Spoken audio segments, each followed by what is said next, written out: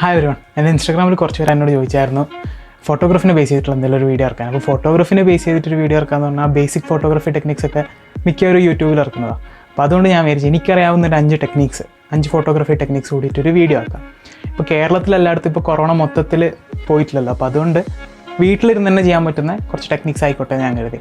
അപ്പോൾ ഈ 5 ടെക്നിക്സ് പോരാണ്ട് അവസാനം ഒരു 6ാമത്തെ ബോണസ് ടെക്നിക്കും കൂടെ ഉണ്ടാവും. അവസാനം വരെ എന്തായാലും കാണാം. ഈ പറയുന്ന ടെക്നിക്സ് ഒക്കെ മൊബൈലിലും എടുക്കാം, DSLRലും എടുക്കാം. അപ്പോൾ മൊബൈലുള്ളവരാണെങ്കിലും ബേജാറാകണ്ട, നിങ്ങൾക്ക് മൊബൈലിലും എടുക്കാൻ പറ്റും. ആകെ വേണ്ടെന്ന് പറഞ്ഞു കഴിഞ്ഞാൽ നമുക്ക് മൊബൈലാണെങ്കിലും ക്യാമറ ആണെങ്കിലും ഒരു സ്റ്റേബിളായ ഒരു സർഫേസിൽ വെക്കാൻ പറ്റണം, അത്ര മാത്രമേ ഉള്ളൂ. ട്രൈപോഡ് വേണമെന്നുള്ള നിർബന്ധമില്ല. നിങ്ങൾ മിക്കവരും ഇൻസ്റ്റാഗ്രാമിൽ അല്ലെങ്കിൽ നെറ്റിൽ എവിടെയെങ്കിലൊക്കെ കണ്ടിട്ടുണ്ടോ ഈ സ്പ്ലാഷ് ഫോട്ടോഗ്രാഫി എന്ന് പറഞ്ഞ സാധനം. അപ്പോൾ ഞാനൊരു പോസ്റ്റ് ഇട്ടായിരുന്നു സ്പ്ലാഷ് ഫോട്ടോഗ്രാഫിന്. ഞാൻ ചുമ്മാ ട്രൈ ചെയ്തതാണ്. ആ ട്രൈ ചെയ്തൊരു ഫോട്ടോൻ്റെ ബിഹൈൻഡ് ദ സീൻസ് കാണിക്കാം.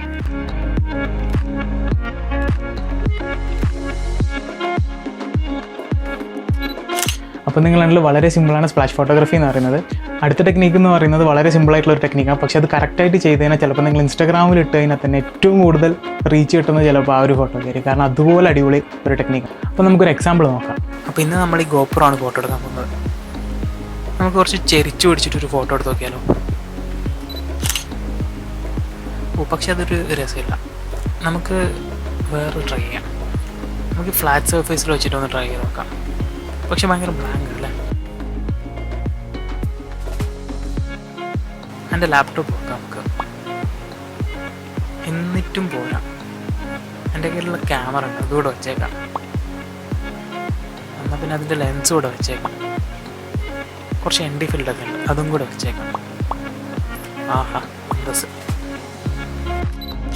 അപ്പോൾ നിങ്ങൾ കണ്ടില്ല, അത്യാവശ്യം ഒരു റിലേറ്റഡ് സാധനങ്ങൾ നിങ്ങൾക്ക് കണ്ടുപിടിക്കാൻ പറ്റുവാണെങ്കിൽ, അത് കളറായിക്കോട്ടെ അല്ലെങ്കിൽ ആ തീം ബേസ്ഡ് ആയിക്കോട്ടെ, എങ്ങനെയാണെങ്കിലും റിലേറ്റഡ് ആയിട്ടുള്ള സാധനങ്ങൾ കണ്ടുപിടിക്കാൻ പറ്റുവാണെങ്കിൽ നിങ്ങൾക്കും ഇതുപോലെ ഒരു ഫ്ലാറ്റിൽ ഫോട്ടോഗ്രാഫി ചെയ്യാം.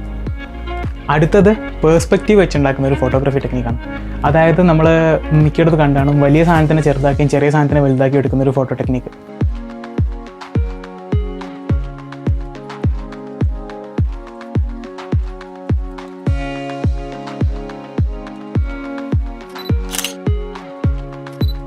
പേഴ്സ്പെക്റ്റീവ് വെച്ചെടുക്കുന്ന ഫോട്ടോ എന്ന് പറഞ്ഞു കഴിഞ്ഞാൽ ശരിക്കും പറഞ്ഞാൽ അതിന് പോസിബിലിറ്റി എൻഡ്ലെസ്സാണ്. നമ്മുടെ ക്രിയേറ്റിവിറ്റി എത്ര ഉണ്ടോ അത്ര അടിപൊളിയാക്കി നമുക്ക് ഫോട്ടോ എടുക്കാൻ പറ്റും. അപ്പോൾ അടുത്ത 4ാമത്തെ ടെക്നിക്ക് എന്ന് പറയുന്നത് നിങ്ങൾ മിക്കൊരു ചില ഫോട്ടോയിലൊക്കെ കണ്ടാണ്. ഞാൻ 1-2 ഫോട്ടോ ഇട്ടായിരുന്നു. ഒരേ ആൾ തന്നെ മൾട്ടിപ്പിൾ സ്ഥലത്ത് പോയിട്ട് എന്നിട്ട് ഒരു ഫോട്ടോയിൽ നമ്മൾ മേജ് ചെയ്തെടുക്കുന്നത്. അപ്പോൾ അതെങ്ങനെയാണ് ചെയ്യേണ്ടതെന്നുള്ള ചെറിയൊരു ട്യൂട്ടോറിയലാണ്. നമ്മൾ മൾട്ടിപ്പിൾ ഫോട്ടോസ് എടുത്തതിന് ശേഷം നമ്മൾ ഇതെല്ലാം കൂടെ ഫോട്ടോഷോപ്പിലേക്ക് ഇമ്പോർട്ട് ചെയ്യാം. ഫോട്ടോഷോപ്പിലേക്ക് ഓപ്പൺ ചെയ്തതിന് ശേഷം നമ്മൾ 1 by 1 ആയിട്ട് അതിനെ മാസ്ക് ചെയ്തിട്ട് നമ്മൾ സബ്ജക്റ്റ് മാത്രം വിസിബിൾ ആക്കിയാണ് നമ്മൾ ചെയ്യേണ്ടത്. അപ്പോൾ ഫസ്റ്റ് നമ്മൾ ഒരു ഫോട്ടോ ഓൾറെഡി ബാക്ക്ഗ്രൗണ്ട് ആക്കിയിട്ട് ഓപ്പൺ ചെയ്തിട്ടുണ്ട്. പിന്നെ അടുത്ത ഫോട്ടോ നമ്മൾ വിസിബിൾ ആക്കാൻ, എന്നിട്ട് ലെയർ മാസ്ക് എടുക്കാൻ. ലെയർ മാസ്ക് എടുത്തതിന് ശേഷം ബ്രഷ് എടുക്കുക. ഹാർഡ്നെസ് ഒരു 50-40 റേഞ്ചിൽ വെച്ചാൽ മതി. ഇപ്പോൾ നമുക്ക് അറിയാം നമ്മുടെ സബ്ജക്റ്റ് ഏകദേശം ഇവിടെയുള്ള. അപ്പോൾ അത് ആ ഒരു ഓർമ്മയിൽ ലെയർ മാസ്ക് ക്ലിക്ക് ചെയ്തതിന് ശേഷം അവിടെ ജസ്റ്റ് ഒന്ന് ബ്രഷ് ചെയ്ത് ഇട്ടാൽ മതി. അപ്പോൾ നിങ്ങൾക്ക് കാണാം ആ ഒരു സബ്ജക്റ്റ് അവിടെ പ്രസൻ്റായി. അപ്പോൾ അതുപോലെ തന്നെ നമുക്ക് അടുത്തെടുക്കാം.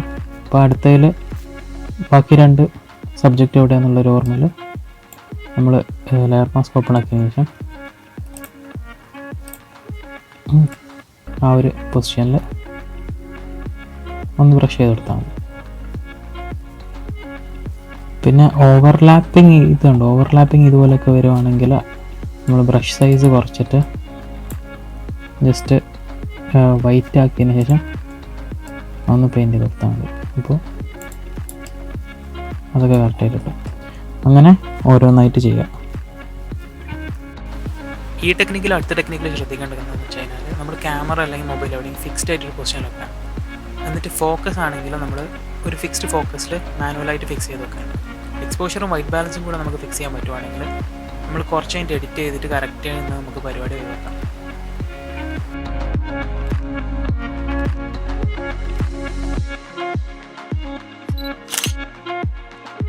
അപ്പോൾ നിങ്ങൾ കണ്ടില്ലേ, ഫോട്ടോഷോപ്പിൽ സിമ്പിളായിട്ട് ഇത് ചെയ്യാം. സ്നാപ്സീഡിലും പിക്സാർട്ടിലൊക്കെ ചെയ്യാൻ പറ്റുന്നതേ ഉള്ളൂ. ടച്ചപ്പും കൂടി ചെയ്തെടുക്കുവാണെങ്കിൽ എന്തും കൊണ്ടും നല്ല സൂപ്പർ ഫോട്ടോ ആവും. 5ാമത്തെ ടെക്നിക്ക് എന്ന് പറയുന്നത് ഞാൻ ഈയിടെ ഒരു പോസ്റ്റ് ഇട്ടായിരുന്നു. എൻ്റെ ഇത്താത്തിൻ്റെ മോള് അവൾ ചാടിയിട്ട് അവളുടെ ഐപാഡ് പിടിക്കാൻ പോകുന്നതായിട്ടുള്ളൊരു ഫോട്ടോ. അപ്പോൾ പലരും എന്നോട് ചോദിച്ചു ഇതെങ്ങനെ കറക്റ്റ് ടൈമിൽ ആ ഫോട്ടോ എടുത്ത് അവൾ എത്ര തവണ ചാടിക്കാണ്. അപ്പോൾ അവൾ ചാടുമ്പോൾ അവളുടെ കൈയോ കാലിൻ്റെ മുന്നിൽ മുട്ട അടിച്ച് വേദനിച്ചു അങ്ങനെയൊക്കെ ചോദിച്ചിട്ടുണ്ടായിരുന്നു. നമുക്കതെങ്ങനെയാണ് എടുത്തതെന്നൊന്ന് നോക്കാം.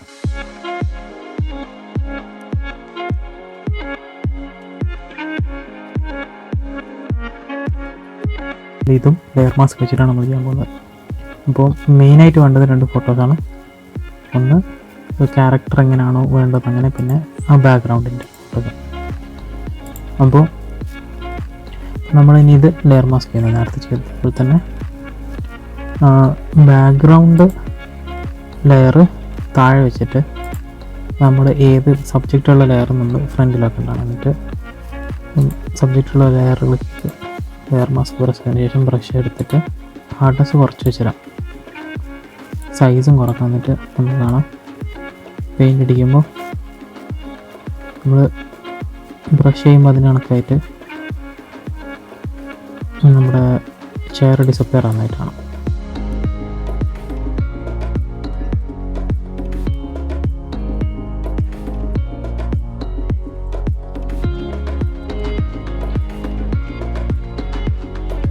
അപ്പോൾ ഇതുപോലെ നമ്മൾ മൊത്തമായിട്ട് ചെയ്ത് കഴിഞ്ഞാൽ നമുക്ക് സബ്ജക്റ്റ് എയറിൽ ഫ്ലോട്ട് ചെയ്യുന്ന പോലെയായിട്ട് കാണാം. ഫൈനലായിട്ട് നമ്മൾ ചെയ്ത് കഴിഞ്ഞ് എഡിറ്റിംഗ് കൂടി ചെയ്ത് കഴിഞ്ഞാൽ ഫോട്ടോ ഇങ്ങനെ ഉണ്ടാവും. അപ്പോൾ നിങ്ങൾ കണ്ടിട്ട് വളരെ സിമ്പിളായിട്ട് എടുത്തൊരു ഫോട്ടോ ആണത്. അത് കറക്റ്റായിട്ട് എക്സിക്യൂട്ട് ചെയ്ത് കഴിഞ്ഞാൽ നല്ല അടിപൊളിയായിട്ടുള്ളൊരു ഫോട്ടോ ആക്കാം. ഞാൻ പറഞ്ഞ 6ാമത്തെ ബോണസ് ടെക്നിക്ക് എന്താണെന്ന് പറഞ്ഞു കഴിഞ്ഞാൽ നമ്മുടെ 4ാമത്തെ 5ാമത്തെ ടെക്നിക്കില്ലേ, മൾട്ടിപ്പിൾ പേഴ്സണും ഒരാൾ നമ്മൾ ലെവിറ്റേറ്റ് ചെയ്യുന്ന പോലെ ഈ 2 ടെക്നിക്ക് കൂടെ ഒന്നിച്ചാക്കിയിട്ടുള്ള ഞാൻ ഒരു ഫോട്ടോ എടുത്തിട്ടുണ്ട്. ആ ഫോട്ടോൻ്റെ ബിഹൈൻഡ് ദ സീൻസ് ഞാൻ എൻ്റെ ഇൻസ്റ്റാഗ്രാമിൽ ഇടുന്നതായിരിക്കും.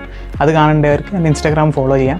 ഈ പറഞ്ഞ ടെക്നിക്ക് ഉപയോഗിച്ച് നിങ്ങൾ ഫോട്ടോ എടുക്കുകയോ അല്ലെങ്കിൽ എന്തെങ്കിലും ഇൻസ്റ്റാഗ്രാമിൽ പോസ്റ്റ് ചെയ്യുന്നുണ്ടെങ്കിൽ എന്നെ ടാഗ് ചെയ്യാൻ മറക്കണ്ട. ഈ വീഡിയോ ഇഷ്ടപ്പെട്ടെങ്കിൽ ലൈക്ക് ചെയ്യുക, സബ്സ്ക്രൈബ് ചെയ്യുക, പിന്നെ നിങ്ങളുടെ ഫോട്ടോഗ്രാഫി താല്പര്യമുള്ള ഫ്രണ്ട്സിന് എല്ലാവർക്കും ഷെയർ ചെയ്യുക. അപ്പോൾ ഇനി അടുത്ത വീഡിയോയിൽ കാണാം. Bye bye.